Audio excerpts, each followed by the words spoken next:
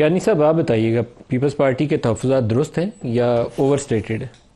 جی بسم اللہ الرحمن الرحیم. نظیم صاحب بہت شکریہ جی اپنی شو میں دعوت دینے کا. ایک تو جی پہلے I don't know if you would allow me to ہم ان نمبر پہ آ جائیں گے نمبر پہ آ جائیں گے آگے. جی دیکھیے پیپلز پارٹی جی ہماری ایک بڑی اسٹرانگ ایلائی بھی ہے جی پی ڈی ایم کی گورنمنٹ کے اندر بھی. آپ جانتے ہیں کہ اس ٹائم پہ بھی لوگوں کا خیال تھا کہ اتحاد جو ہے بڑا مشکل کام ہے، اور میرا خیال ہے جی اس ٹائم پہ سارے اتحادیوں نے اور پیپلز پارٹی بشمول بڑی میچورٹی کے ساتھ ہم معاملات کو آگے لے کے چلے تھے.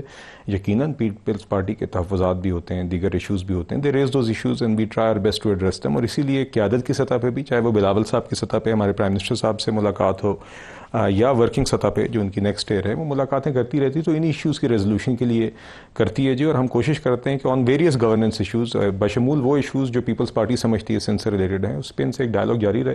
تو آئی تھنک جی we have the relevant platforms and communication channels available. بجلی اور گیس کا سندھ کے لیے تذکرہ کیا، وہ ایک ایشو ہے. وہ حیدرآباد سکھر موٹر وے کا تذکرہ کرتے ہیں، وہ دوسرا ایشو ہے. میرے پاس پنجاب حکومت میں ترقیاتی فنڈز نہ ملنا، یہ ان کی ایک بڑی شکایت ہے، وہ تیسرا بڑا ایشو ہے.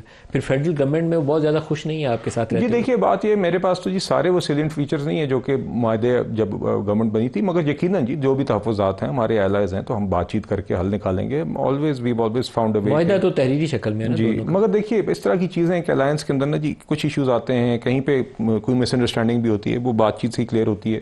جس طرح آپ دیگر جو اسپیسیفک ایشوز میمن صاحب نے ڈسکرائب کیے، تو آئی تھنک میرے پاس کیونکہ ہر کسی کی اسپیسیفکس نہیں ہے، شاید مناسب نہیں ہوگا، مگر میں بالکل یہ سمجھتا ہوں اینڈ آئی ایم شیور ہماری پارٹی یہ کام کر بھی رہی ہے، گورنمنٹ بھی، کہ مختلف ٹیئرس کے اوپر جو ہمارے ورکنگ چینلز بنے میں اس پہ اشارے ایشوز کے اوپر زیر حاصل گفتگو ہوتی بھی رہی ہے اور ہونی بھی چاہیے.